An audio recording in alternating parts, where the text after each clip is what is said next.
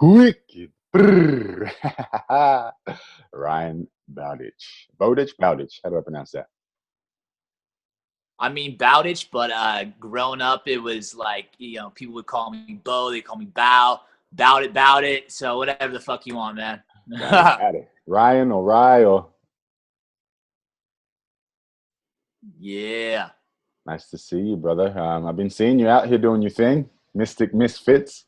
Been seeing you out there doing your thing. Actually, I came across Kevin first. A friend of mine who was on this podcast actually sent me a video about the mature masculine that Kevin put up. I think you Right. guys were in a room and he was just talking down the camera, and she sent me a little video saying, "Yo, this guy reminds me of you. You guys have a similar vibe going on."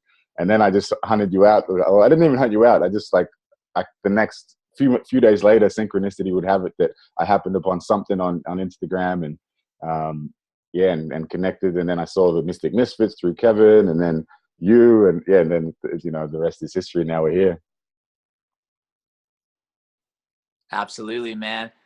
I love it, dude. So talk to me about the Mystic Misfits. What is it? How did it come to be? What's the vision with it? Why do you do what you do? Yeah, man. Great question. So Santa Cruz is kind of like the birthplace of the Misfits, and is me, my blood brother, and our best friend Kevin, who you already interviewed. I haven't interviewed him And yet. Haven't dude, interviewed him there's yet. like That's some. coming up on Monday. Okay, cool. That you're going to be. Gotcha. Yeah, he's actually in the backyard right now. Um, so we all. I mean, there's like times when you get new friends and you're like, oh, cool, it's new friends. And then there's like soul family. You just know that you're just going to be friends for a long, long fucking time. And that was how it was with me, Kevin, and Jordan. Jordan, obviously, being my brother, my best friend, and my business partner, lived together.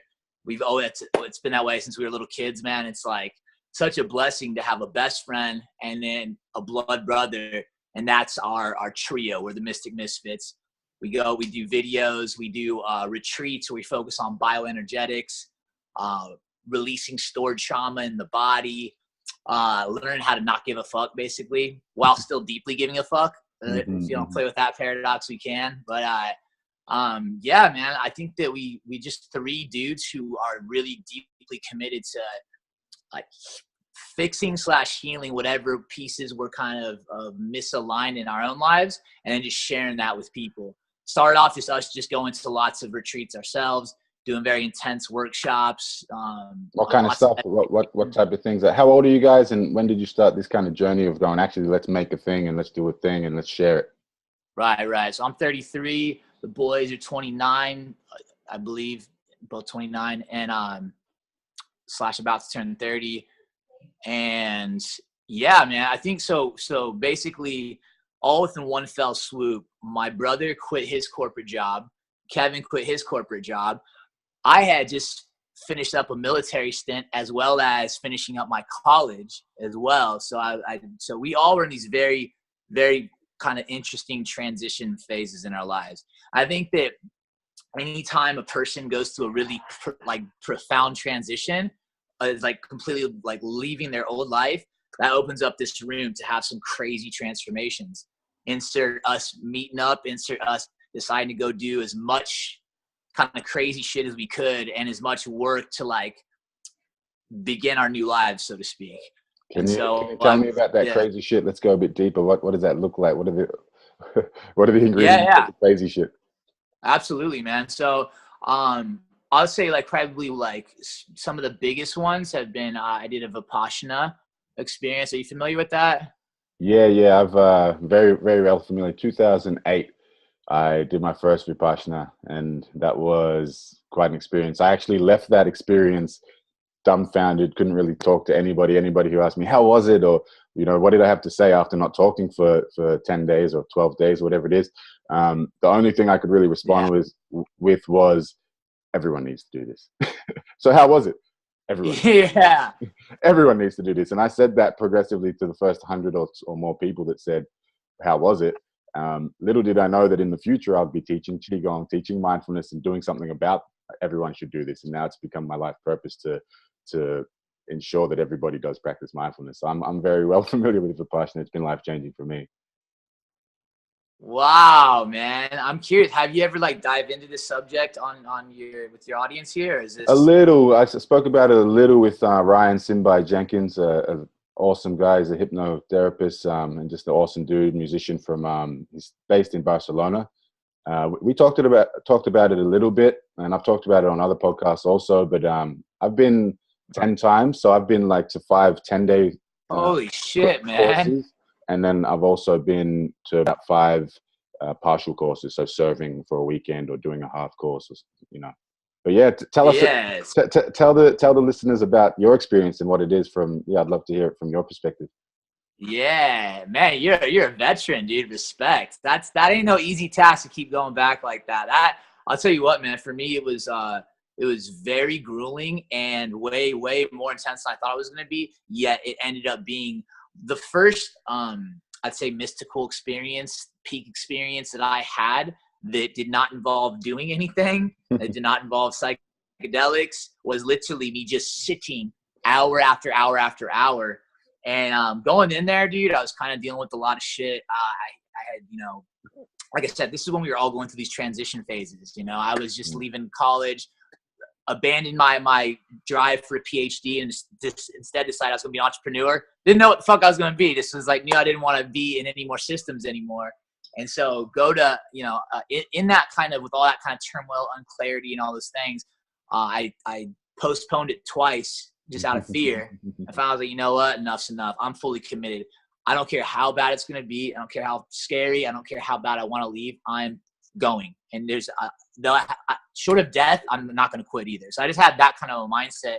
I always tell a lot of people, man, like, whatever you need to do to become convinced, like, go in there, man. Like, cause it's going to be a journey. So going there, the first few days was just pure, for me, pure torture. I watched my mind like this unhinged animal that just was crazy. I had these random songs that would pop in my mind, be on repeat, non-stop. And about the fourth day, all of a sudden my mind just like tapped out. I was like, all right, like I give up. And that's when, like, I feel like for the first time in my life, I actually meditated. I've been practicing little 10-minute meditations, apps and shit for a while, but like I felt like in that moment, that fourth day, I felt what it truly was like to actually not be in any way controlled by my thoughts and to just be fully in my body and scanning. So, by the fourth day, you're doing full body scans, right? Just scanning from head to toe. A lot of things happened. A lot of old fears bubbled up that I didn't know were there. A lot of stories. Oh, your life's done. You should have stayed in school. What are you doing, man? You don't even know how you're going to make your next month's rent. Like crazy stories that I didn't even know were buried there were just bubbling left and right. But I noticed they were getting more spaced out. And then on like the seventh day, I had that Benga experience, man, where it was like something called a Kundalini awakening. I think in Vipassana they call it Benga, where I was just sitting there and I started becoming aware of like a lot of like sexual energy and like my root chakra, whatever you want to call it. And I started playing with like breathing with that energy and like kind of like I started noticing it was coming up my spine. And it was like getting more and more intense. And like every time I take a breath, it'd almost be like a straw. Just kind of, I felt it coming up more and more. And I was just completely like, I'd say fascinated by what was happening in my body. I just was like, and because I was so clear and so mindful, I just was watching it. And it comes up higher. And all of a sudden it hits my head. And I swear in one moment, I completely lose like a sense of my where my body began, where my fingertips started, where they ended. And I felt like I was immediately connected to all 40 people that were in the class or whatever. Felt completely connected to them. And I remember just being in a complete state of awe and just being like, oh my God, I can't, like, my consciousness was still there, but nothing else was there.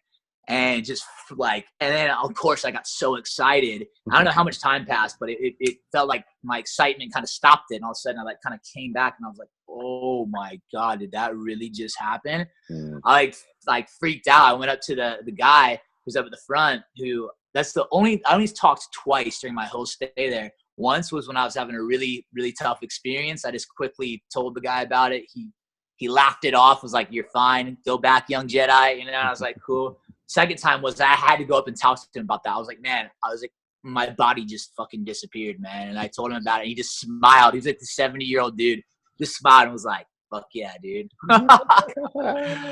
Yeah. So amazing. that was it, man. Came home from that completely changed. I felt like sharper mentally than I ever had. Things didn't affect me. I could fly through emails, which I usually hate emails. Done, fly through them. I didn't need coffee. You know, I didn't need I didn't need to go have drinks of alcohol. I didn't need anything. I was so just peaceful and such like equanimity kind of state. You know, it was beautiful. Remained equanimous. That's beautiful. Thank you for sharing that. And was that your only time? You've been back again, or you practice? Yes, I'm scheduled here in potentially in a couple months. I'm on a waiting list to do it. That's something I plan on doing a lot. And I'd also say I've been doing the opposite of that, which is bioenergetics, which is it's not about really stillness. To a degree, it's a lot of expressing stuck shit in the body. It's kind of the gist of it.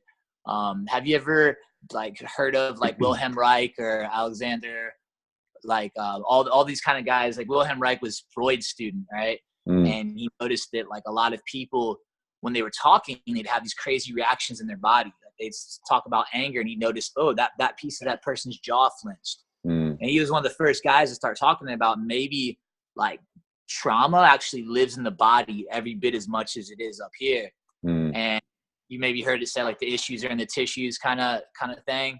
Yeah, which the more I've gone down this path of learning how to express stored trauma in my body, the more, again, just like Vipassana, I feel my thoughts get clear. I feel my belief in myself gets clear. It's unkinking the energy kinks, you know, and that's having a smooth hose. There's no shitty programming stuck.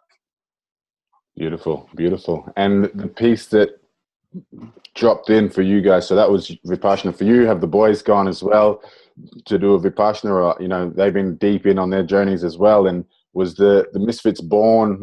Tell us about the birth of the Misfits and how you actually decided to start putting stuff out in the world. For sure, man. So Kevin went off to India for many, many months / Southeast Asia. Me and Jordan temporarily, he moved to LA. I kind of was bouncing around. I was off on my soul journey. Jordan was kind of his journey, and Kevin was on his. This was during that transition time.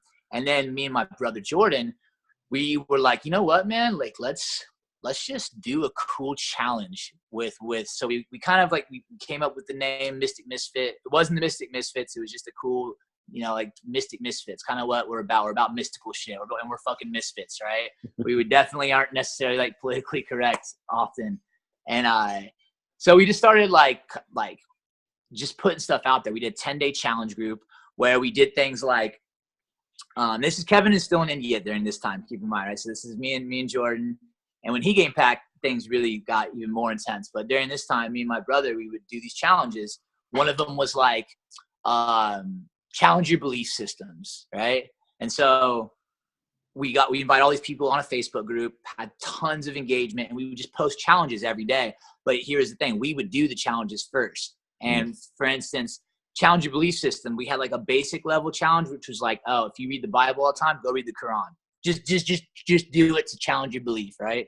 Then the highest level was go spend time with people who are in a different religion. So me and my brother decided to go to the Church of Scientology because that was the one place that we didn't know anything about, man. And I heard all kinds of wild shit in the media, but I was way more content to experience it on my own.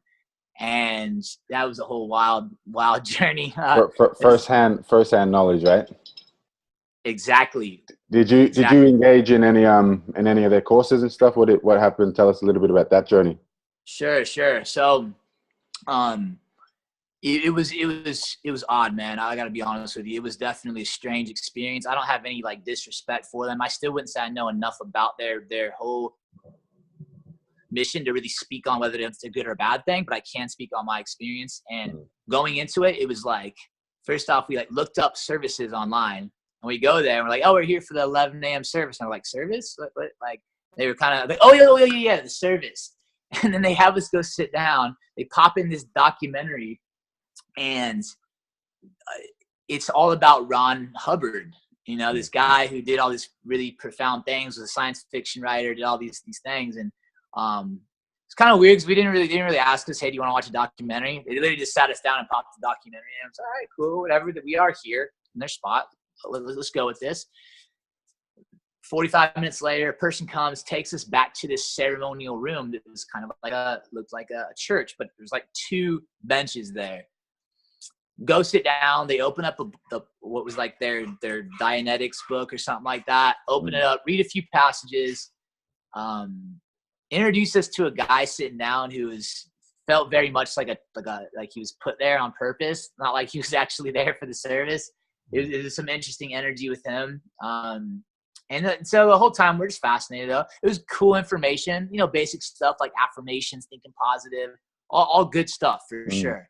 And we leave, and then they immediately like, oh, okay, so now it's time to take a test. Do you want to take a test? And we're just like, all right, fuck it. We let them know, look, we only have we didn't have a lot of time. They'd already been there for like an hour and a half. Like, this is getting kind of interesting. But again, open-minded, man. We're literally going there to experience something different without like needing it to be any way. So we're just flowing.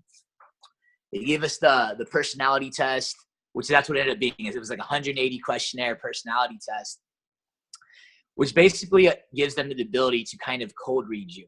This is my take on it, right? And for those who know what cold reading is, it's basically finding kind of universal truths within people and kind of making it act like you know a lot more about that person than you do. Same thing with if I give you a personality test and I like kind of have all these very personal questions, then I kind of have this one up on you, and it can seem very to somebody who I imagine would be in a very maybe low state, maybe needing support, needing a community. You go in there and someone tells you all the things that are wrong with you, and guess what?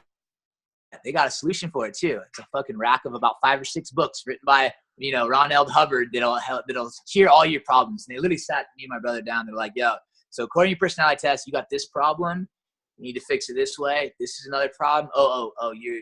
And they were taking some leaps with some of this stuff. It's like, oh, you must have a lot of like family problems. And it's like, normally that one would work because most people have a lot of family problems. But it's like, that was a bit of a stretch. They were stretching it, man. They were stretching it. And it became pretty clear. And then when they started telling us that like the best solution was to buy, I think it was $180 worth of books. It was at that moment, me and my brother just kind of looked at each other and we smiled like, all right, this is a cool experience. Thank you so much for your time. Appreciate you, but not for us. And we've kind of always been pretty free thinkers, pretty misfits, but also open-minded, man. And that experience just showed me that, wow, that particular church was not really vibing. But does that speak for all of them? Nah, man. And I'm still I'd love to actually sit down with a legit science, like what do they call them? Scientologist. Scientologist. Thank you. Yeah, I'd love to sit down with one of them and pick his brain, but I haven't come across one yet. So yeah, no doubt. The Scientology is definitely, it's an interesting one with the one guy. You know, it's I've watched Joe Rogan interview. I think it was Ron Miscavige, the father of David Miscavige. I remember that one. Yeah.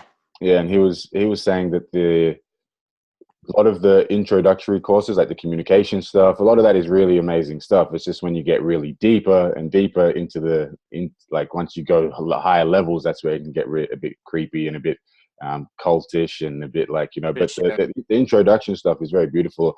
I've done some of the courses myself, the introductory, the communication ones, and absolutely beautiful stuff that's really helped me with communication and not crazy too. It's like $30 courses, $50 courses, things like this, you know, for actually communication and just basic stuff, which is super helpful, you know. So I think with a lot of things, you got to discern and take from it what you like the Jeet Kune Do method, you know. Yeah, Bruce Lee. Cool, this works. And a lot of the time they'll be like, oh, you can't do anything else. I'm like, well, I'm doing something that's really helping my life, so I'm going to continue doing that. Thank you very much, you know. Absolutely, man. I mean, you're speaking to like the bigger something gets and the more like levels of power there are, something weird starts to happen, man. You see this kind of like even now, the disconnect between like Congress, the president, stuff like that, or just governments or corporations, all these things. It seems like when things get really big and very powerful, something like funny starts to happen. And like, whereas like on the lower levels, it's very beautiful. Military is another great example. When I was in the military, all the people I served with were champions. Like I loved them with all my heart. They actually taught me a lot about being a man and a lot about integrity, values, like all those things. Yet the deeper I got into, finding out things, the more I got to the top, and I was like, man, our government has some areas that are kind of fucked.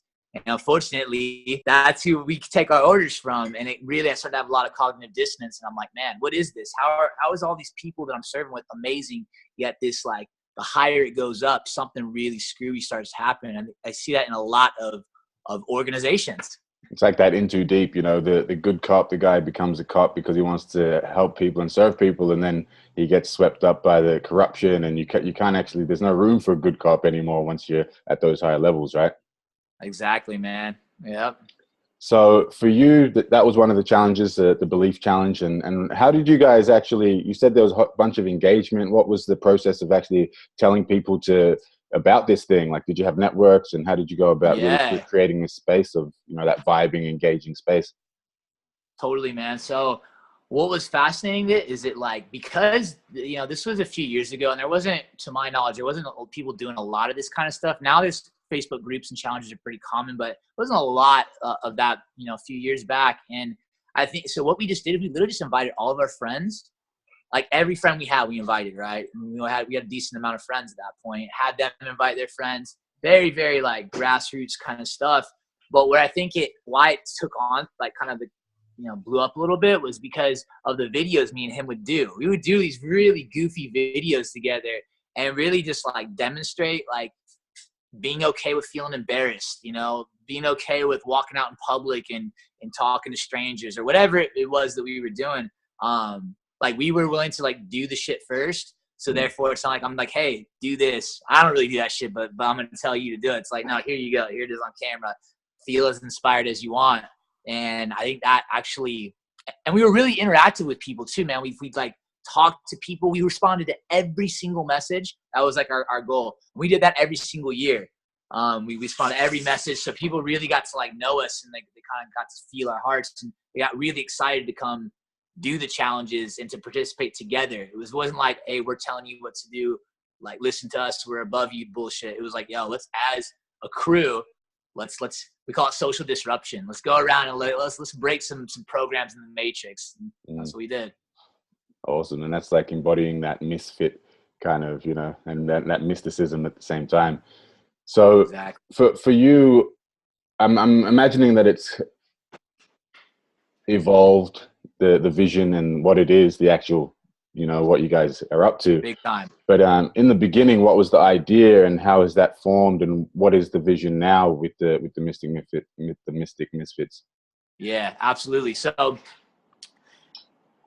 in the very beginning, it was literally, I'd say there was almost no direction, intentionality. It was literally me and my brother just going to town, having a lot of fun together. It was not a lot of like, we didn't know what it was going to be. We just knew we had a lot of fun together doing stuff. Now, when Kevin came, that's when we actually became the Mystic Misfits. Like, that's when it was like, okay. And we started going to lots of, like I said, retreats. We'd go to different experiences that were really kind of out there, and we would talk about them on camera. For instance, like some of those what are called tantric energetics. We would go to these bioenergetic kind of tantra 7-day workshops where we would get into these crazy, completely drug-free psychedelic states, just by lots of breath work, lots of like getting trauma out of your body. I'll give you an example. So we would sit there, and sometimes we do maybe 10 to 15 minutes of like walls, like squats, pressing our back against the wall and squatting and breathing really intensely to the point where we would actually have to drop. And that would produce this crazy charge in our bodies. And then we do things like have a person stand in front of you, and you'd have to ask them, hey, I really need you. Can you help me? And the person would be like, sorry, can't help you. And then you start doing this, and because all your breath is so charged, and because you're in these really kind of psychedelic states, all of a sudden old childhood triggers start coming up. You know, me and my brother were doing it together, and we both grew up in a very like neglectful home, kind of like a lot of alcohol and drugs in the mix, single mother, all that kind of things were really tough for us. So we were alone a lot, man, a lot. So we're sitting there doing this exercise saying, I need you. Sorry, I can't make it. All this like childhood shit starts coming up, and all of a sudden we're like both crying. And it's like, oh man.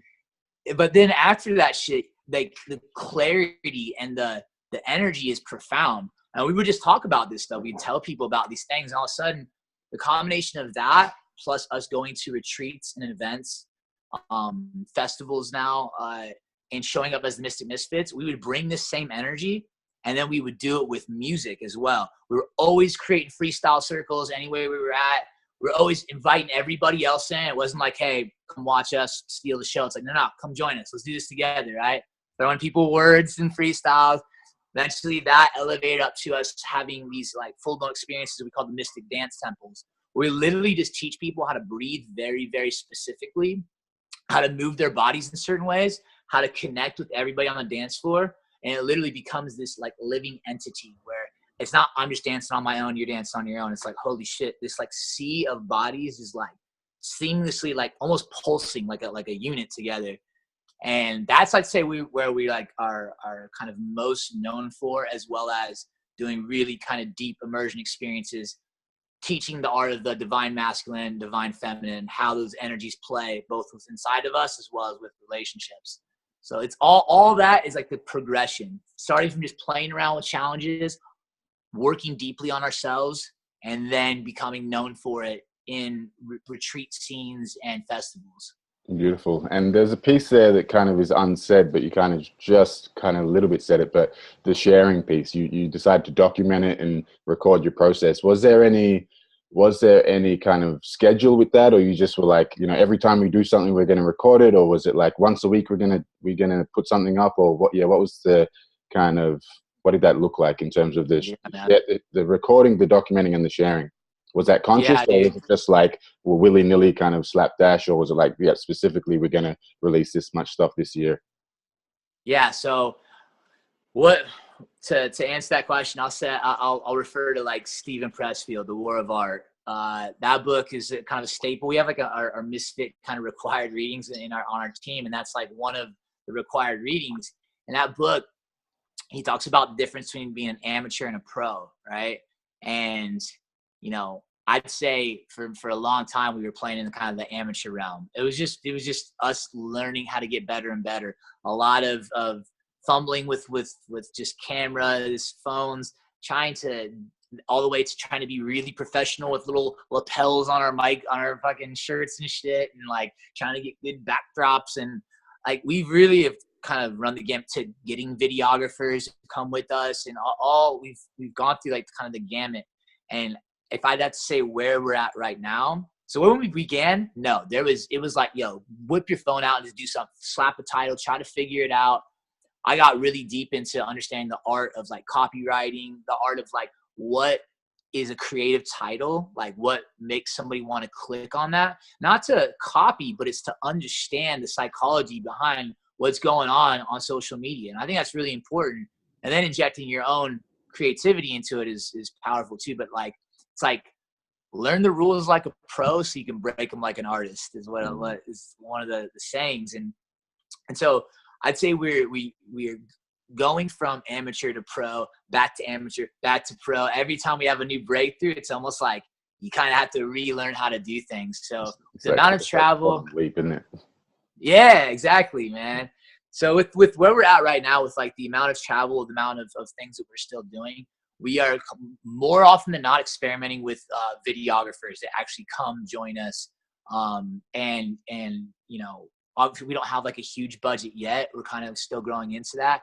So we sometimes they're just friends, man, who just want to come hang with us and want to be a part, and we you know, do what we can that way. And sometimes it's actual people that we're like hiring to like come do an experience with us. And I think that's our next breakthrough is like, how do we keep each of us in our creative genius while honoring that sometimes you got to do shit you don't want to do. Like, I don't like fucking filming personally. It's like, it doesn't excite me it's been a big breakthrough for me learning how to like enjoy doing Instagram videos and doing things like that. And Yeah. that's been a process, but yeah.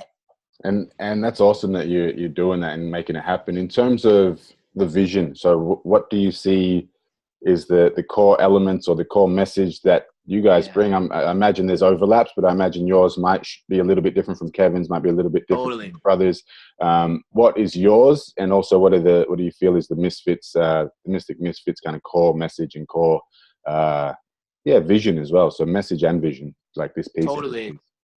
Yeah, that's an excellent question, man. I think that for me personally, what always in the very depths of my heart, every time I'm getting real quiet and really just in a place of joy, what's always there is my deep desire to, in the very near future, own my own retreat center, as well as the Mystic Misfit branded one, as as many as we possibly can, but for sure have my own retreat center where the emphasis it's going to be an eco village. Like we just spent time in Punta Mona in Costa Rica, 150 other badass entrepreneurs, just learning what it's like to live in a community like that. Pura vida. Yeah, man, it was unreal. Maybe we can get into that a little bit later, but I'd say, so for me, it's having a retreat center that's fully organic, all the food's on there, our own running water system, the ability to hunt if necessary, everything to be fully sustainable. And what I want to do is I want to have things like plant medicines, bioenergetics, tantric energetics, dealing with trauma. I'm talking like not like old style psychology where you sit down and talk for 10 years. That shit's dead, in my opinion. It's like, it was cool. It served its time. I was a deeply student of psychology, still am. But the new era, I think, is like so much more exponentially quicker. People can change like that, man. Right? This is the work that we do too. The clearing work.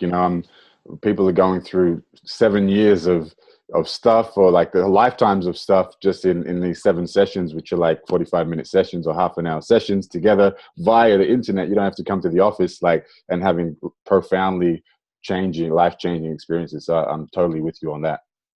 Dude, that's exactly what I'm talking about, man. And there's people just like you that are doing this. Like it's even though it's still a small number, like if you look at the whole population, it's exponentially growing, man. I know, because I've been spending time with all these people, man.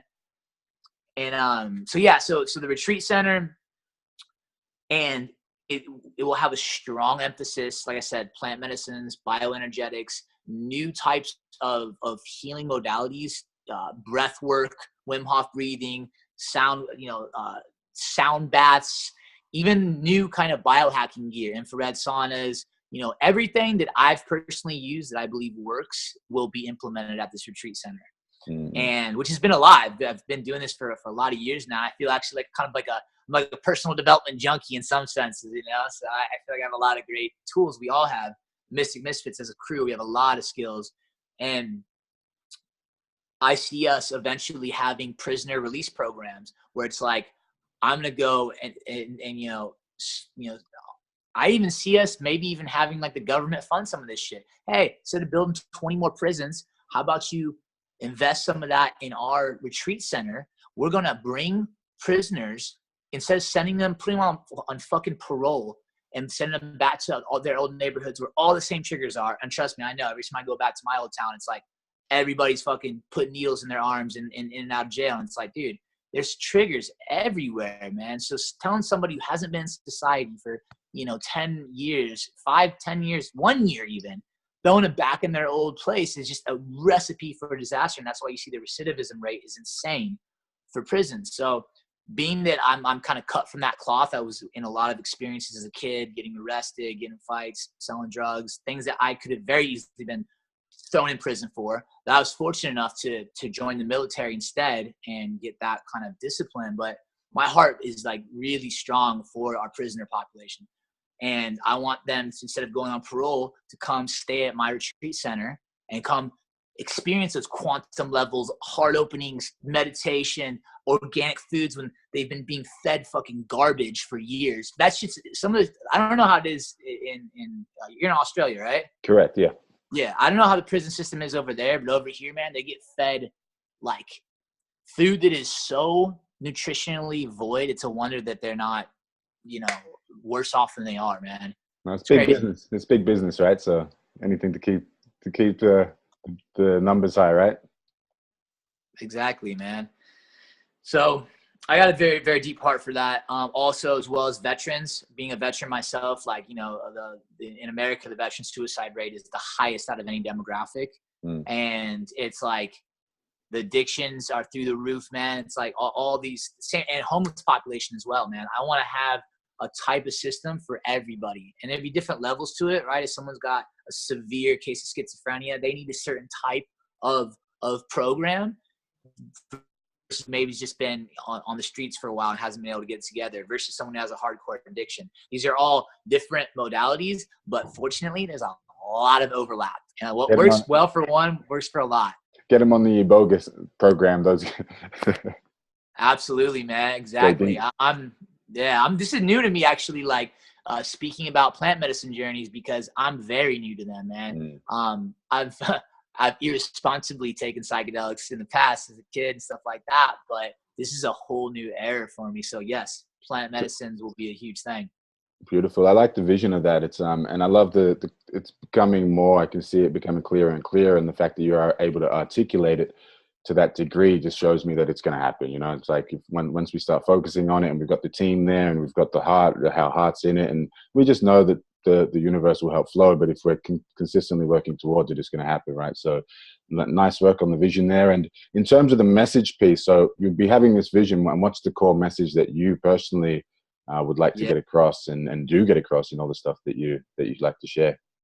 100%. So my core message is definitely like in line with the whole misfit message in general. And that is like learning how to like live in your heart and also act from your gut more so than your head is one. And I can explain what that means. I'm sure you have an idea of what I mean by that, but learning how to be in the heart and the gut first and foremost, being that yourself, that's number one.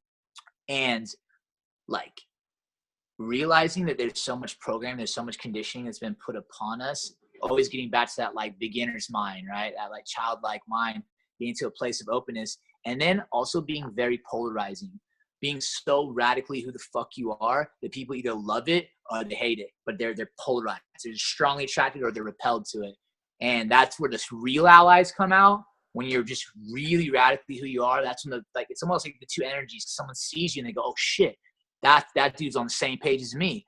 But if I wasn't speaking my passion from my heart and I wasn't really like in it, like when I say certain things, you can like feel that I deeply believe in it. It's because I'm like, it's like pouring out of my fucking body. It's like humming in my body because I so deeply believe in it. You're not sitting on the fence. You're totally committed to whatever it is that your belief is and who you are, and just being present and being real and authentic, right? Absolutely, man. So a name that comes to mind when you say that is Elliot Hulse. When you say that, that's like, our mentor, man. That's who I did all this tantric energetics with and all the bioenergetics. Exactly what I'm talking about. When you say that, I'm like, yeah, Elliot. That reminded me of Elliot. Like, you're either gonna love him or hate him, and that's a great thing. And I think the fence sitting and the people pleasing and wanting people to like us can hold a lot of us back from really expressing ourselves in the world and really actually giving it a go or putting ourselves taking a step forward because of these fears that we don't even realize are there. 100%, man. Yeah, it's such a beautiful kind of like, I'm actually curious, man, like what's been the one thing that you feel is really like tapped you? Because dude, from the second I started talking to you, man, you had this very like grounded presence, mega grounded, man. Yet I just an hour before that saw you dropping fire freestyles and being fully like animated. So I'm curious, what's been maybe the best teacher for you get into a state of grounded yet passion? For me, it's breath. It's it's funny enough I say that. It's Dragon Ball Z. I first started watching Dragon Ball Z and seeing energy balls being shot with the Kamehameha. Oh, nice. Literally right now, I've actually got the Piccolo Rashi on. Like, I don't know if you can see that. Oh shit! Yeah. And yeah. So like that's what got me into I jumped on Netscape back in the days, dial-up internet. Jumped on, I think it was Yahoo or Excite or one of these search engines, And pre-Google, and was like, how do I make an energy ball? And I found Qigong and started practicing with my good friend. Whoa. And we were doing deep horse dances. We were drawing energy. We were working with energy. And not long after that, I was learning a bit of tantra and energy work as well, from a couple of friends. Like my boss at the time, he was into that kind of stuff. So for me, the Qigong has always been a staple, and then the Vipassana came. So meditation, mindfulness, presence, all of this, and it all comes back to the breath and connecting breath, mind intention with intention. So mind intention with our intention, breath, and our movement. So having a really strong presence with each of my thoughts, words, and actions. So the Qigong has been a massive piece. I practice every day for the past about 800 and something days. Like, it's funny you mentioned the War of Art. I think one of my teachers said that 1,000 days is mastery, 10,000 days, 1,000 days is discipline, 10,000 days is mastery. So, I tried many times to get to 1,000 days. I'm like, I'm going to get 1,000 days. And then I did 50 and I fell off. And then I had to start again from zero. I did 100 and fell off. I did 250 and then I fell off. And then I decided, fuck it. You know what? I'm going to do 10,000 days. And I made that decision.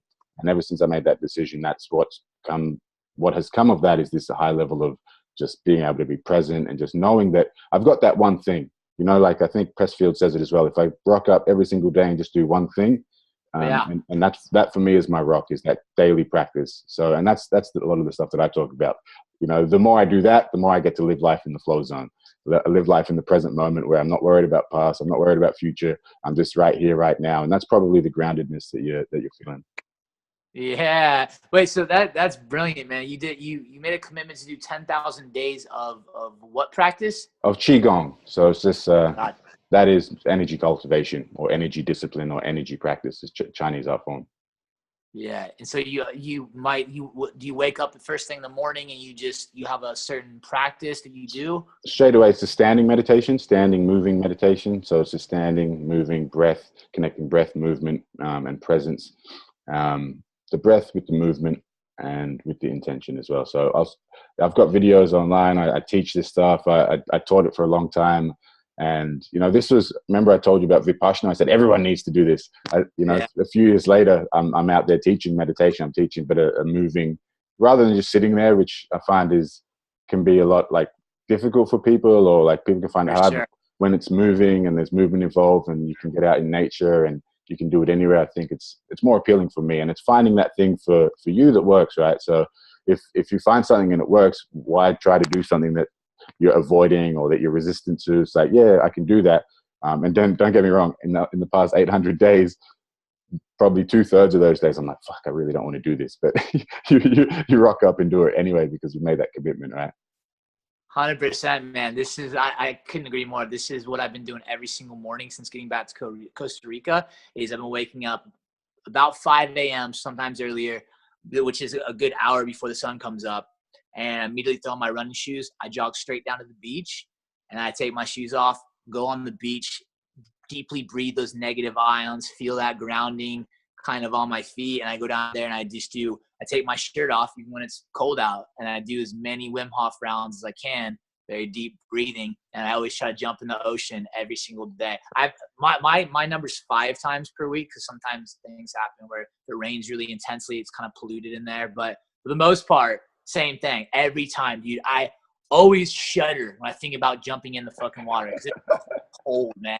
I'm like, I get to watch my mind come up with every story in the book of why I shouldn't do it. And then that's when I'm just like, I'm really trying to resist this. Guess I got to go harder. and it feels great. Like, I know in my mind the benefit. Same. And then you rock up and you're like, the mind's fine. I really don't want to do it. Avoid it. Sometimes I might not do it till lunchtime. Sometimes I might not do it till dinner time, but I'm like, I watch myself and go, oh yeah, cool. That's interesting. Watching that, within 2 minutes of doing the practice, I'm feeling amazing every single time. Same. Times. Absolutely. It's that positive feedback loop, man.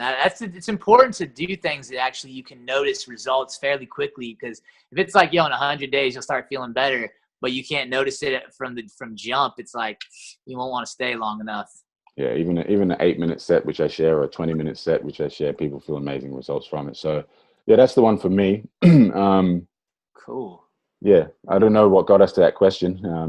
Yeah, well, so we were just talking about kind of our mission, our Yeah, values yeah, as yeah, yeah. the kind of training modalities. And I just was, like I said, I'm a humble student, man. Always, every person I come into contact with, I want to soak up whatever knowledge they have to give. And usually they always have that one thing that's like really, and I think I just uncovered at least one of yours. And I've never actually practiced that, man. I've done similar things.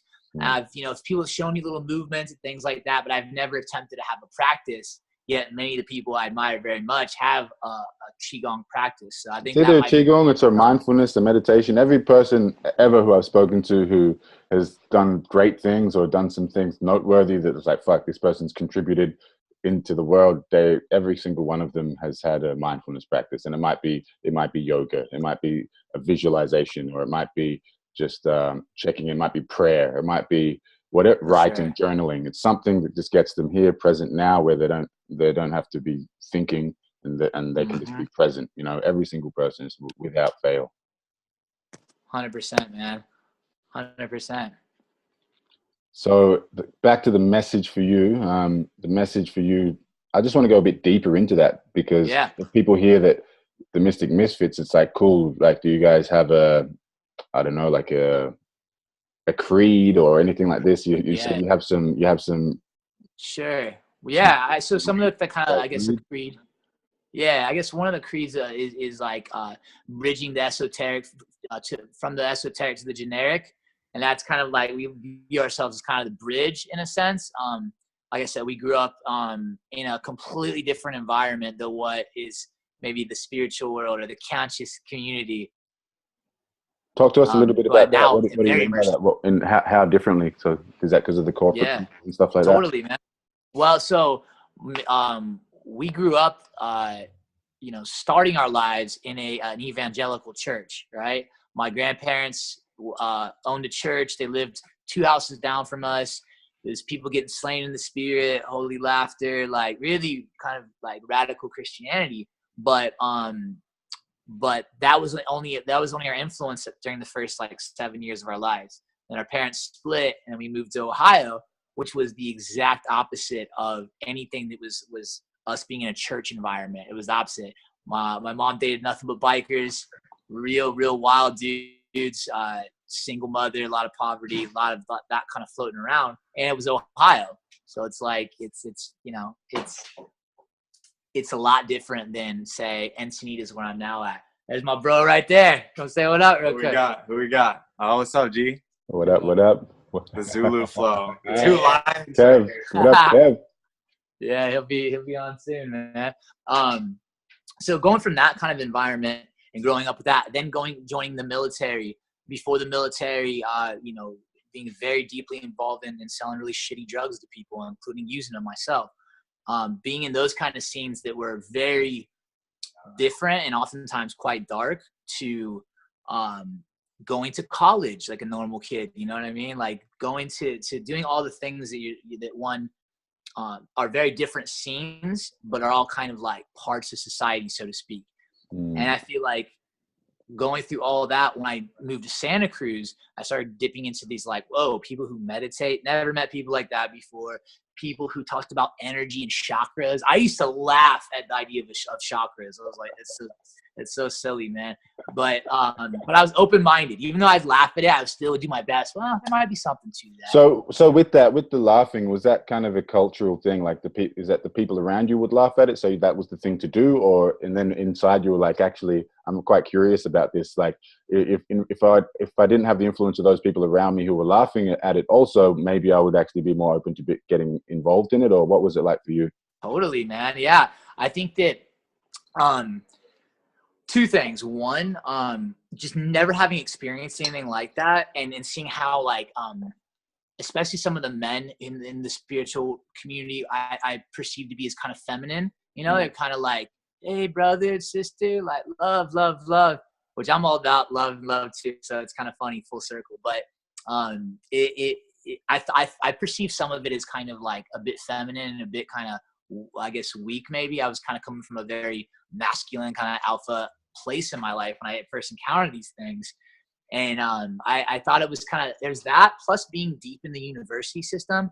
it was like, I mean, I learned how to pick apart some arguments logically. And so I was like, show me the evidence. Where's the fucking studies? I don't see no chakra studies done. You know what I mean? Shit like that. I wasn't that hardcore, but I definitely had some of that. But like I said, kept my mind open, man. Always. And always willing to experiment before I would make a full judgment. You know, I'd laugh at my little judgment, but you know what? I'm going to go experience it. As long as it's not going to actually kill me, and even, you know, whatever, man. So I've actually done things to risk death as well, which I'd rather experiment with life and possibly do something stupid than try to play it safe and not. So I think, yeah, part of me was skeptical. I had some healthy skepticism, still do, for sure. There can be a lot of bullshit out there, for sure. And so experience trumps all, man. Direct experience trumps all. I feel like that's how I was able to break through those judgments of the spiritual community. Once I started experiencing it, I was like, holy shit, man. And once I just watched my happiness, my sense of purpose, my clarity, like everything that I had been like ever had real struggles with started to get better, like exponentially better.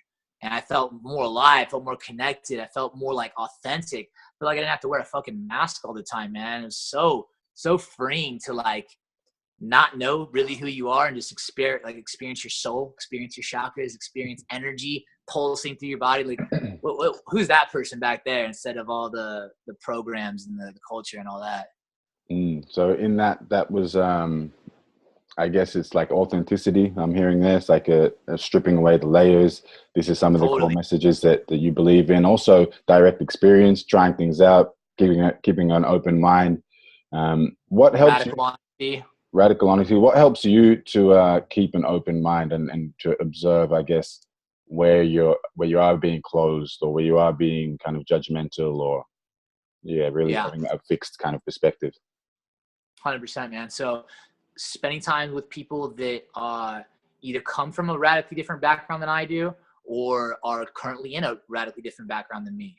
Like actually like being open and like kind of talking with people instead of like throwing a bunch of weird jargon on that maybe they don't know. Maybe like I might sit down and have a conversation with someone at an airport, and I'm going to kind of like, I'm going to learn how to dance with that person at where they're at in life, instead of just throwing a bunch of wild verbiage on them that they don't understand. When I lived up in Santa Cruz, I used to always in my backpack carry a huge jar of change.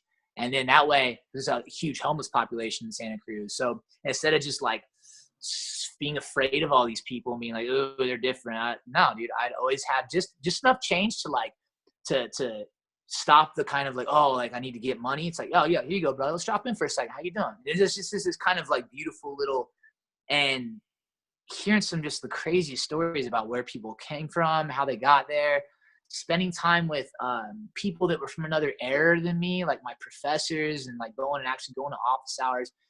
If I had to peel back all the layers of the onion and get to the core of it, it's just curiosity, man. It's like deep curiosity. It keeps me from believing too much of my own hype or my own bullshit.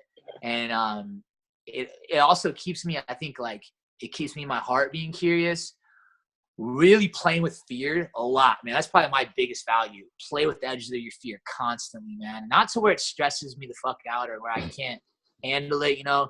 I'm not going to go paddle out into a 30-foot wave when I can maybe handle an overhead wave right now. And like that would be fucking stupid, because I probably traumatize the shit out of myself and never want to surf again. But I will play with the edges of those fears. I will go to waves that are just a bit, maybe even sometimes a lot of bit, but I will have a very uncomfortable conversation with somebody if it's on my heart. I will like, you know, I'd rather just like feel embarrassment, feel the edges of feel all this. Cause it's like, once I can feel it, it's like, oh, actually I can move you back a little bit, man. I don't actually need to have this tight of a constriction on my expression. I'd rather just like I sing out loud now. I'll dance out loud. Like I all these things I would never do in public, I now do freely. And that's just because of constant curiosity, constant experimenting, and truly trying my best to not give a fuck. Awesome. And that's awesome. And those are the pieces that come through. So what have you found has been a common kind of result or side effect of people who come in and do the work, whether it's you talked about the kind of the dance experiences that people come and have, or you talk about these, did you talk like workshops you guys put on kind of experiences, immersions? Yeah. So we do full blown retreats. We also do immersion experiences, and the immersions are very, very powerful because it's just the three of us. We invite someone to come stay in our home, and it's usually, we've never done it with somebody we haven't directly experienced that at one of our events. So that's kind of like because of how intense the experience can be, we always want to make sure to really vibe with the person first. Before we invite them into our home, because we really put a lot of strong intentions into this place, and it really is a lot of good energy. And so we have them come here, and then depending on what that person needs, for instance, one time we had a woman entrepreneur come on she was a badass, but she was fully stuck in her masculine all the time. She just like planning, logic, business, all these things. And she was really having a hard time actually like feeling her heart, feeling her femininity, feeling that surrender, feeling that like ability to have a strong masculine lead her. All the things that are beautiful that she had lost. So we had her come stay here. We do a lot of things that really like would encourage being in a feminine state. It's funny, right? 3 masculine dudes, but we really have learned how to master these kind of different energies. And so we might start the day off going down to the beach. We might do like chakra toning together, which is basically singing from different parts of the chakras. We might do like what her strongest purpose is, what her strongest whys are. We do what we call a hero archetype program, where we literally spend enough time with the person that where we can see some of their what we call the big self versus the small self. The big self is all those like qualities that are just really expansive, that you feel are like your highest self. And then there's a small self. It's kind of like almost like the inner child that got fucked with a little bit when he was younger, you know, the one who's like, he gets really sad, overly sad about things, the one who gets really shook up. I think everybody has that inner child in them. Speaking of which, you know, maybe I'll tell you about later, but during my Boga experience, I actually found that little child. I went to my old home, deep in a vision, fully went to my old childhood home, found my child self, and had a full conversation with him and picked him up and put him into my heart. It was pretty wild, man. But amazing. Yeah, we all have the inner child in us. And so when you can get 3 people that can kind of go through a lot of exercises, a lot of breath work, a lot of meditation, a lot of like what we call catharsis, which is just releasing whatever's inside of you. When you do enough of that, you kind of start to see certain patterns in people. And when you can bring them to light, and then a person can radically like express those things, can express trauma, can express you know, feeling embarrassment, yet still be fully loved and fully held by a solid squad of people. Dude, that shit is like the most powerful thing that I think I've ever witnessed time and time again. Is what happens when somebody who's had a mask on for maybe their whole life, or who has been so stuck in one kind of like pattern or thought or energy, and then they come and they just get it completely disrupted, and all of a sudden they find this like, whoa, there's these parts of me that are so much stronger, so much more beautiful than the kind of the space I've been stuck in. And that's what the main point of the immersions is to like dive really deep into a person's core, figure out what's kind of blocking them, and then really go through it. So yeah, beautiful. Sounds intense. Sounds immersive. Yeah, it is intense by design though, man, because like we were talking earlier, I don't think you need 6 fucking months to like rapidly change. I mean, I've both experienced it and I've watched it, and I've led experiences where people just like that, man. It's crazy what a little bit of love, acceptance, and bioenergetics can do. And what are some of the common, like, I guess, are there common challenges or obstacles that people come to you with, or that you kind of attract just by way of you guys' resonance and vibration? And if there are some, share them with us. And also what are some of the side effects of doing the work? So, you know, what are the benefits or the results that you see? Definitely, man. So I'd say there's really kind of three areas that we tend to attract, and that is entrepreneurs for sure, or people that have been in like a corporate or business type of environment, both women and men. A lot of times it's men who have not actually fully stepped into their masculine power. Maybe they're doing really well in a lot of areas, but with their relationship with women, they all of a sudden they kind of flip into their feminine and wonder why that doesn't work. Well, you know, when you have two different, so basically the idea of polarity, if we're talking about feminine and masculine energies, is one person is slightly more in their masculine and one person is in their feminine, and that's what causes this charge. Well, we teach people, okay, are you living way more in your masculine, and then you're wondering why you can't find a good partner? Let's teach you how to be in your feminine a little bit more, or vice versa, depending on what the person's going through. And so that's one demographic. It would be entrepreneurs who are kind of deeply in business. Another would be like us going to these festivals and throwing these kind of mystic dance temples. That's a whole nother fascinating demographic of, I feel like it's almost like we're going through the 60s again. And there's all these kind of younger people who are, you know, maybe mid to like early to mid 20s. A lot of them entrepreneurs too, man. So many people, they're like cutting free from the need to have regular jobs.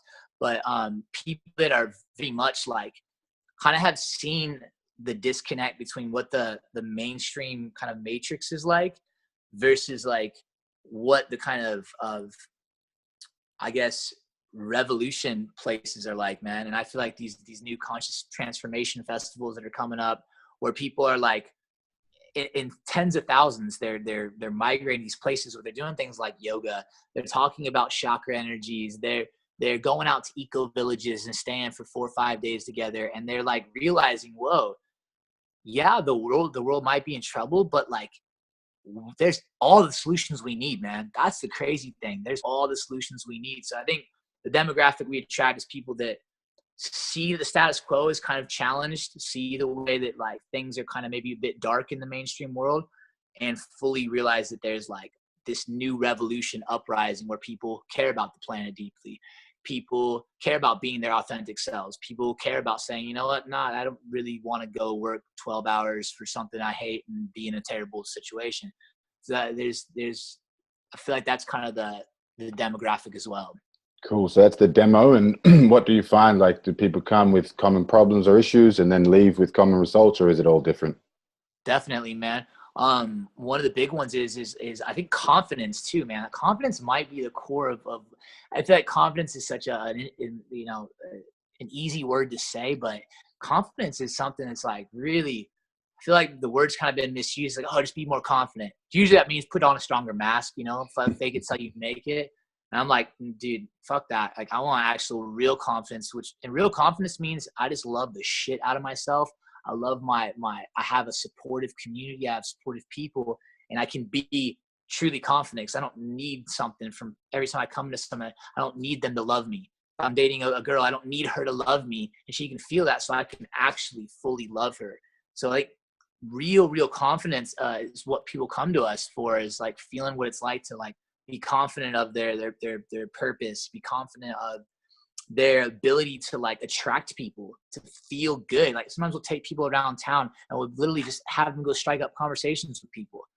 We'll have them do their first live videos and feel all this crazy fear, and then it's done and we fucking come love them up, and it's like, oh, whoa, like that this feels great. I feel really good. They feel really confident. But it's not just like a mental thing where, oh, I watch a motivational video and I feel good for like 30 seconds and I'm back to doing the same shit. It's like it almost like penetrates their core when people do things in a group that are scary as shit with full support. The confidence just goes through the roof. So yeah, I'd say confidence. People showing up definitely with a lack of confidence, definitely a lot of fear, a lot of like, ooh, I can't do that, I can't do this. A lot of what they can't do, even though they really want to all of a sudden being like, wow, I feel like a fucking badass. We give him a nickname and everything. It's cool. Amazing. And it sounds like that piece there of like love them up, you know, really creates a strong anchor and a strong, like that dopamine response gets rewarded, you know, when we're doing stuff, stepping outside of the comfort zone, and that their body's like, oh, I want more of that. So they, you know, their brain and their whole system actually wants more of it and starts creating it. Is that right? Absolutely, man. I think pain is beautiful, but feeling good is every bit as important too. So let's get through some uncomfortable stuff so we can feel that dopamine, baby. Talk to us about feeling fun, comfortable. Yeah, absolutely. So I think that's feeling fun, comfortable is maybe like the key to everything. Cause yeah, things that they're scary are uncomfortable, but I've trained myself now to like, anytime I feel that like fear kind of thing, it almost immediately shifts into excitement. Cause I'm like, oh shit. Okay. This is about to be some shit. Let me just sit with this for a minute. Okay.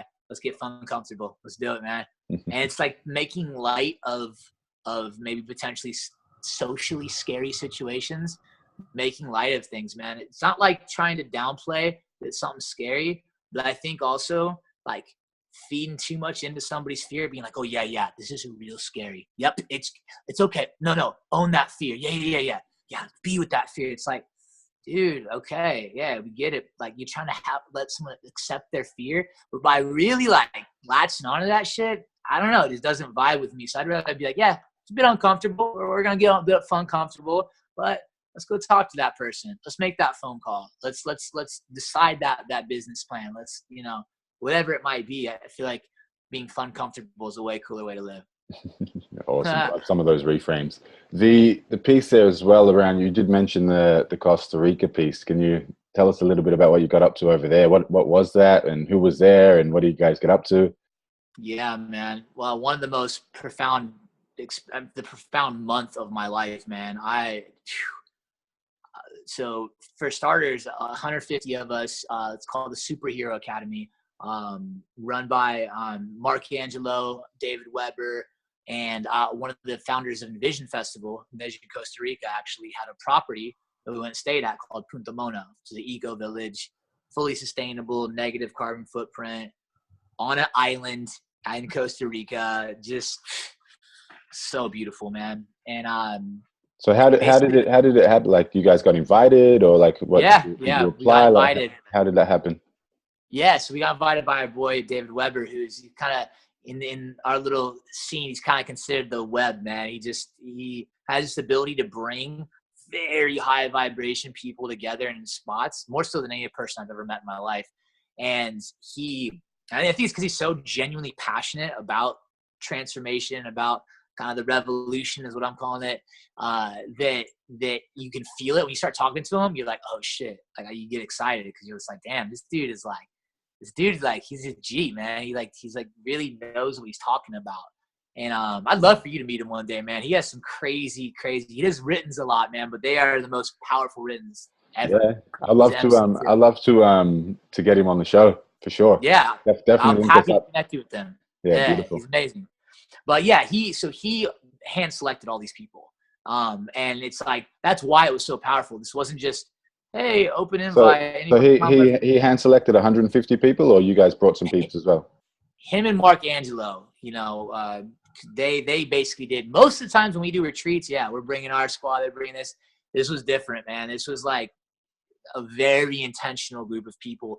Everybody already having kind of either being fully immersed in their passion, or already having some kind of movement, or even if it's very small, like numbers don't mean shit in my opinion. It's what, like, is this person really dropped into their passion, and you can feel it from people, right? Mm-hmm. And so what was that intention? You said it was very intentional. What was his intention with getting all these people together?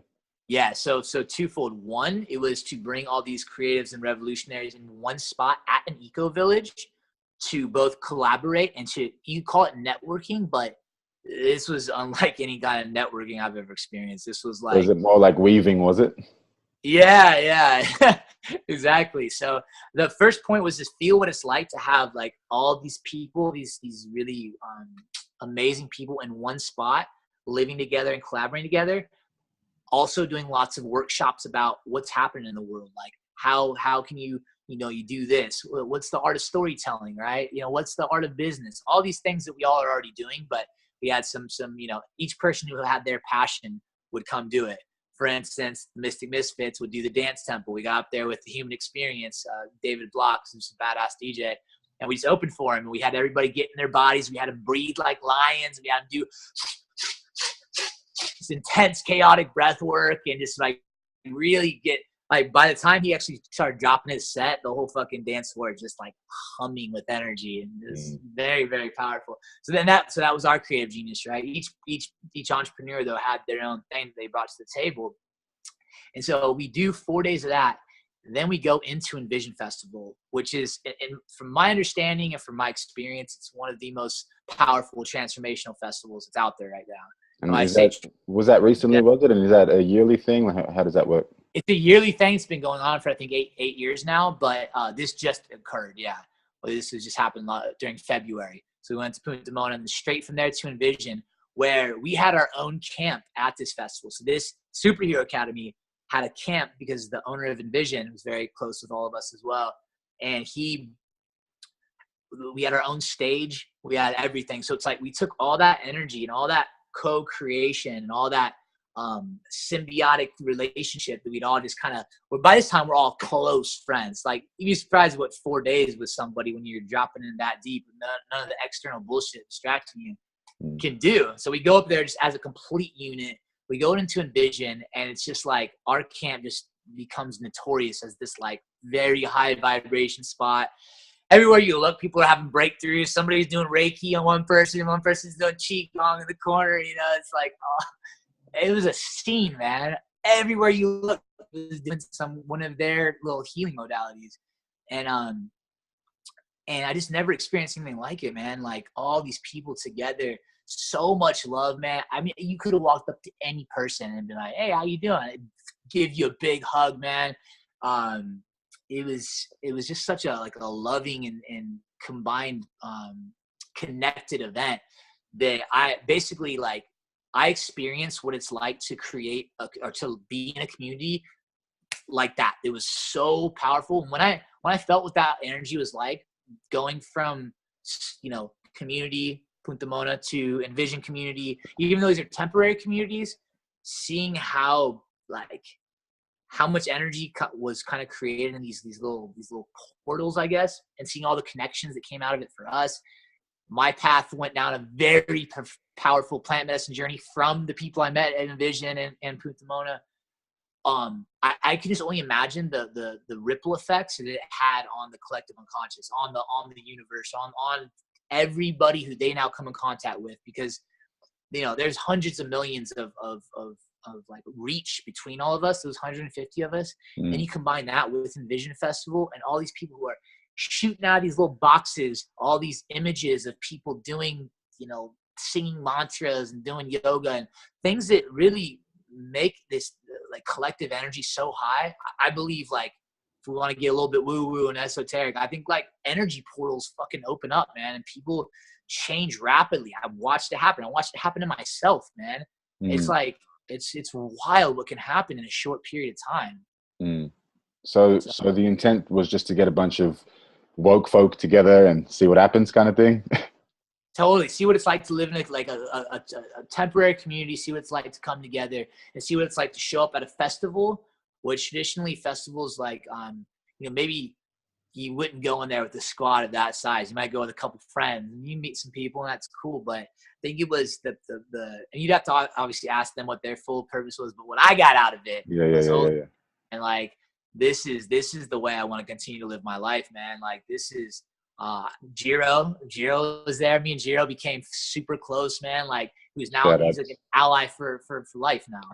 Shout outs. Yeah, beautiful. Big ups to Jiro. I'm keen to get him on as well. It's been a long time since we connected, so it's a beautiful thing in terms of the plant medicine and stuff as well. I know that a lot of these kind of festivals can be escapism as well. People can get into, I know for myself, many years going to these festivals was all about just escaping, just really not wanting to deal with life and obliterating myself with drugs or just get away from things. And not really alcohol, but sometimes alcohol for some people it is. In terms of that, what in terms of what was it, the school, the Superhero Academy, was there some guidelines around that, drug-free event type thing, or there's plant medicine, and what's the difference between plant medicine, consciously taking ingesting a substance and journeying with it, versus just random being high or microdosing or all of this kind of stuff?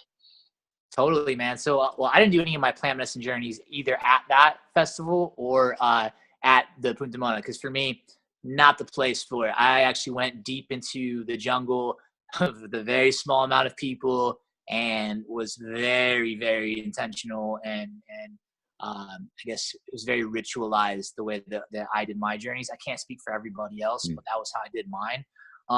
Now, did I see things at the festival that were like, oh man, this is what I used to experience back in my raving days when I was a youngster. I used to go to legal warehouse raves and shit, which is actually what turned me off the festivals for the longest time. That was my first festival that recently envisioned because of like the over dependence on really hard drugs and really people get really kind of out of it instead of actually transforming, right? Instead of dropping in, right?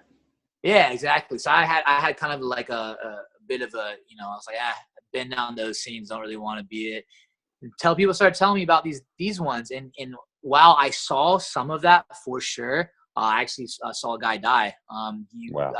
Yeah. I mean, they had him through the ambulance, fully chest compressions, looked it up the next day, he passed away. I don't know how, but, I can imagine there might have been something. He maybe partied a little bit too hard, He found his edge. He found his edge. He found his edge, most definitely, man. And I think that you get this is where the upgrades in those festivals are constantly happening. You have things like the Zendo project there, which is like these are like psychedelic experts to the highest level. Many of them, fully trained in this, degrees, maps, all very people who understand substances and plants very well.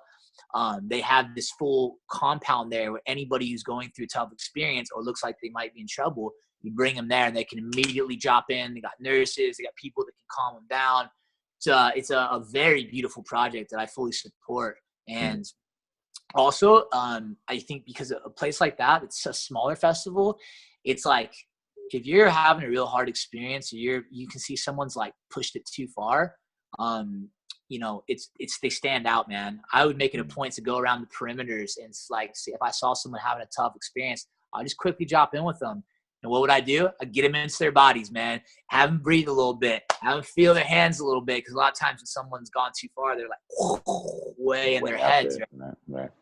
Yeah. And so just to get back to your original question, though, I think that I can speak for our crew, man. A lot of them were seasoned psychonauts, man. A lot of them knew exactly what they were doing, and I wasn't too worried about any of them. But when I'd walk around, I'd see some of the younger people, 18, 19, see they're pretty fucked up. It's like, this is the one upgrade that's always going to be getting better and better, while at the same time not telling somebody, hey, you can't do this, you can't do this, you can't do this. Like self-responsibility, right? For sure. It's also bringing that to them. I'm a big believer in finding your own edge, but also with the intentional piece that you mentioned. If you're, if I'm running an event, for instance, you can really highly intentionalize that. That intention is everything. If you're the organizers, you can really set a really strong container and a space for consciousness and presence in whatever happens there. So I feel that that's a big piece in it, is the intentional nature of it, and that is the piece that I love playing with. Like, what is the intention? That's why I ask you what I ask everybody, what's your intention? What's your vision? What's your purpose? Like, what is the intention? And, the clearer we get on that, the more, I guess, the more the magic can flow through, and the more precise you are, then the more precise the outcome a lot of the time. Also opening up to anything could happen at the same time. Fully agree, man. Yeah, I could not agree more. No doubt. And in terms of, I guess going forward, we got a ton to talk about. I'd love to. I say we do it again. Yeah, I'm down to keep on doing. And also, we can get all three of us on one, man. I'll get the full Mystic squad over here. Yeah, get Jiro on, David. There's a lot of what I like. Like I said, like I don't know why the term just like revolutionary. Just I feel that way though, man. Like I feel like there's some the tides are shifting in a wild way that they never have, man. Like I'm seeing so much like just strong energy that's like being like, you know what, the status quo, this whole Matrix game that the majority of the world is playing, it no longer feels good, man. It no longer feels right. And I feel like there's all these people like you, us, all these like light workers, if you want to call it that, are are like warriors, like fucking warriors, man. That, whereas I used to be maybe a different kind of warrior. Now it's like I still have that warrior spirit though, and I deeply believe that like there's a revolution going down. We're in it right now, man. No doubt, no doubt. And in terms of that, actually, that piece on the warrior, like, talk to us about what you've learned about the warrior, the feminine, the masculine, and how you talked a few times. You've mentioned dropping into the heart.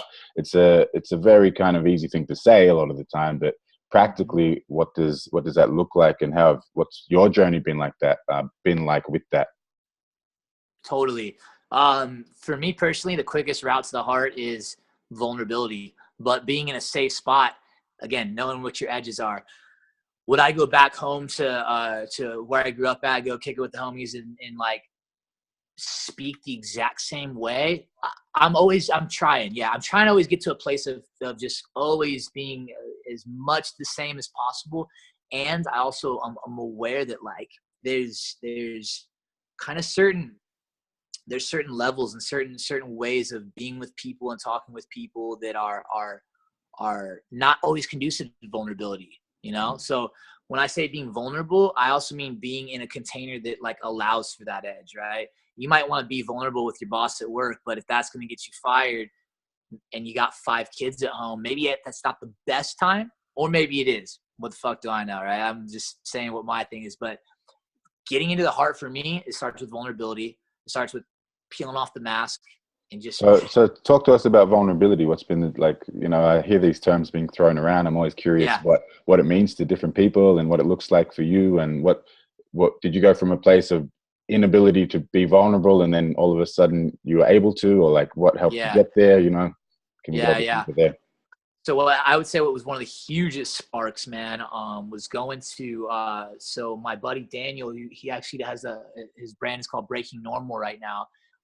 But before that, like he was partnering with they called themselves International Tribe Design, and they did these. I went to their very first retreat in Kauai with a bunch of other just amazing people, Roots family, Tubby Love, Dustin Thomas, some of the like some amazing musicians, and we the very first night there, man, all of a sudden they're like, all right, guys, so we're going to circle up and we're going to do 1-minute timers, and you're going to share, if you want to, you're going to share what's the thing that you think if the rest of this crew knew about you, they wouldn't like you. What's the thing you're most ashamed of? What's the thing you most feel embarrassed about? And you're just going to release it. And like I said, if I do something, man, I'm fucking doing it, dude. So I'm like, all right.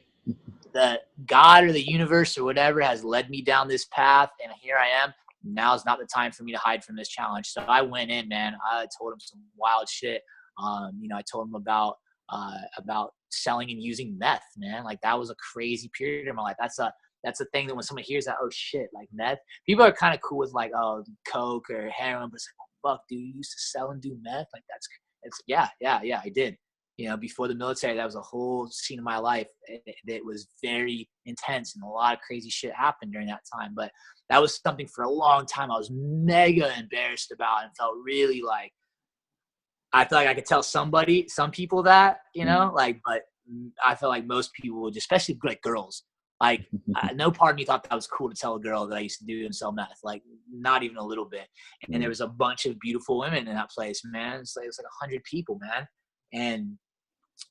But I was like, fuck it, dude. Like, I'm just going to go for it. So 1-minute timer, and I just unload everything I could think of that is scary or embarrassing to me.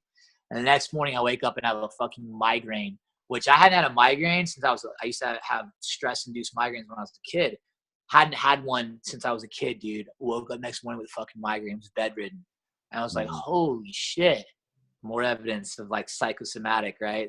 The mental and the body are one and the same. And yeah, man, like saying all that and releasing that, and then doing it again and again and again and again. And all of a sudden, like it wouldn't have quite the same sting anymore. And all of a sudden, I wouldn't feel quite as embarrassed anymore. And all of a sudden, maybe somebody else would come up to me and be like, "Oh, I actually went through something similar." Like, "Oh, whoa, yeah, I experienced that too." And now, having done that for years, practices like that of just like saying like stuff that I want to say, but maybe feels scary or feels like I'll feel embarrassment. So like if I haven't felt like some kind of sensation of embarrassment or something like that, or fear too, they're all kind of closely related cousins, I think. But if I haven't like found some edge of that at some point during the week, I probably am coasting, you know? So I try to find those areas, man. And the deeper that I kind of go with this experience, this kind of journey in life, the more my threshold to be vulnerable occurs. It's like, whoa, man, I never thought I could say that thing a few years ago. And now it's like, let's talk about it all day, you know? Nice. But within the container, though, of knowing what your own limits are, like, I don't recommend someone, you know, maybe watching this who's never done a video to go talk about their scariest shit and go post it online, because they might not be ready for the what might come of that, and it might really wreck them, you know. But me personally, like that's what I'm stepping into right now. I'm speaking about some things I would have never said on camera years ago. I'm now saying them. So so my edge is cool. I'm prepared for whatever heat might come on me for that. I'm ready. And that back to being a warrior, that's also what I think is a warrior. A warrior does not shy from battle, does not shy from standing up for what's righteous, standing up for what they believe in. It doesn't have to be violent. In fact, really the new era doesn't need violence. Fuck, it's more powerful than that. But it also doesn't mean not knowing how to train, not knowing how to do martial arts, not knowing how to. I love jiu-jitsu and Muay Thai, and I love sparring. I love feeling that camaraderie, that brotherhood. And I think those are all things of a warrior for me. You know, every person's got their own kind of things that put the warrior mode. You can get into warrior mode doing yoga. I've done some crazy yoga that gets you in warrior mode. It's just whatever you're playing with the edges of your sphere, that's where your kind of warrior lives, I think. And it's interesting you say vulnerability. I find that is actually, it can be, I guess, in the mainstream or in the common kind of status quo, the vulnerability piece is not very masculine. It's like, so it's more of a feminine piece. I'm not a man if I'm vulnerable, if I'm crying, Right. or if I'm sharing things that are, you know, a bit scary, or I'm embarrassed, or, you know, whatever it might be. If I'm in pain and I'm admitting it, if I'm scared, all of these kind of things. And for me, it is not the case at all. It's like I've found that it's incredibly attractive. It's incredibly connecting. It's incredibly powerful to drop into those spaces more and more. For sure, man. Fully agreed. That's the new paradigm flip, man. Masculinity is dead, like my homie said. You're gonna be interviewing in a couple days. I love it. And yeah, we can go deep and deep and deep, but I just really, really appreciate you. Thanks for taking the time. It's been great getting to know you. And I would love to just invite you just a bit of a free flow of just what wants to come through, to see if you can drop in right now and talk to us about living life in the flow zone and living in flow, and just give us a bit of a free form, whatever wants to come through before we wrap it up. Absolutely, man. I think that what's most coming through right now is community, man. I just keep coming back to that, dude. I so desired community when I was a kid, man. I had a really fucked up community, but it's like everybody, I think, desires that, man. And the more I've actually found one, man, the more I've like surrounded my people. Even right now, what me and you are doing, this is being community, man. Like, even though we're separated by boxes, we're still very much like intentionally like staying connected. And that's like one level, right? Now I think we also very much need in person. We need kind of this, but that's, I guess, another part of the whole revolution. It's like this whole me not knowing any of my neighbors, you know, really I kind of do, but like, you know, all these houses that so intensely lock us in and separate us from the elements and from each other, and all this like over dependence on being super comfortable all the time. Like, all that shit is the opposite of what communities have been for tens of thousands of years, man.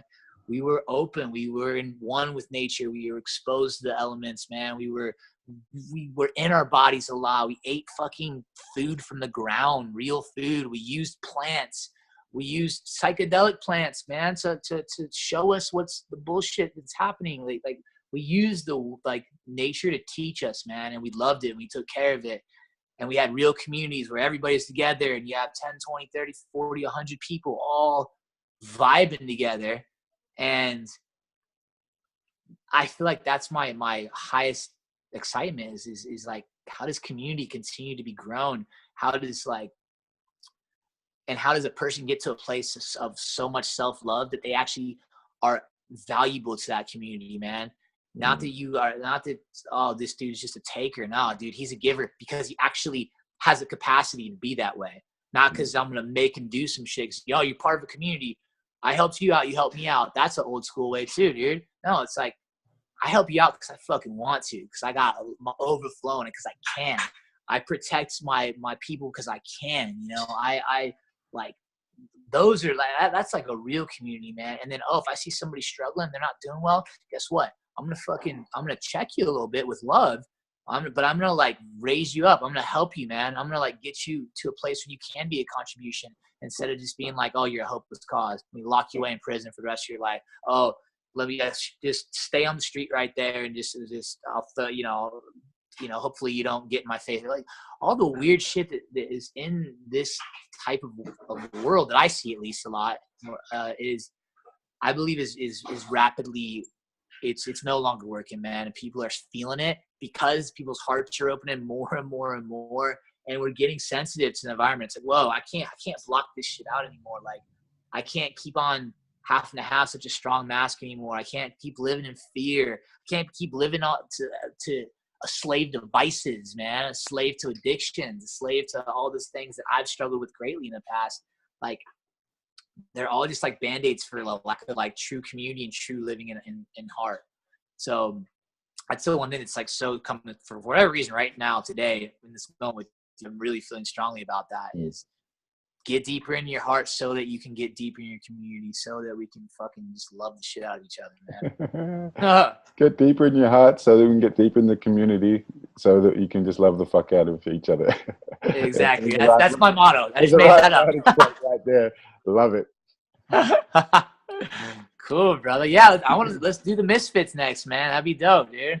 No doubt. I would love to. Let's organize us all and make it happen. GSD, baby. Get shit done.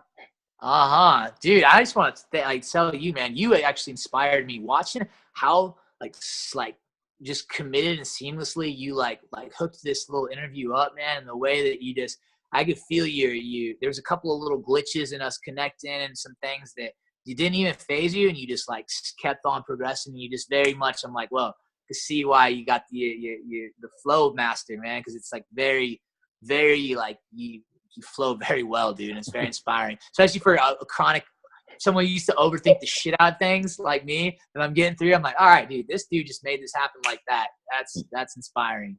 Yeah, awesome. I'm glad we can make it happen. And it's just time, man. This is the 45th, 50th time I've done this, and it's that long-term view as well. So thank you for the acknowledgement there. I appreciate it. It's that long piece, 1,000 days is discipline, 10,000 is mastery, right? With the podcast, I've got a goal of 1,000. So I figure I'm going to learn something along the way, right? I love that, man. It's the same deal with jiu-jitsu. I practice Brazilian jiu-jitsu. I'm about a year in. My idea with it is, look, I'm going to train for 10 years. I'm bound to learn something. 100%, man. I love it, man. We'll have to roll sometime whenever we see each other, man. No doubt. Which should be soon, hopefully sooner than later. I'll be over that way August-ish. I'll be in Jamaica, but I'll probably stop by on the mainland USA and come say good day. Beautiful, man. Beautiful. We're also going to be traveling all throughout Europe starting in June. We're going to be in Thailand, Southeast Asia. We're always traveling all over the place, man. So, like, there's a good chance if you're in Jamaica, guess what? Who knows? We might end up being there too, man. This is the beauty of life, right? We'll stay connected too, because I got people all over the place. I'd love to introduce you to some other people as well. So definitely stay in touch. I'd love that. Awesome, man. Thank you so much, bro. This has been wonderful. Beautiful. Thank you for your time. Thank you for your energy. Thank you for your flow, your presence, and keep doing what you're doing, man. It's amazing stuff, and I look forward to doing it again sometime. Likewise, brother. Me too, man. Awesome. Thanks for tuning in, people. And that has been Ryan Bowditch of the Mystic Misfits. Big ups, my man. And until next time, people, keep the flow growing and the growth flowing.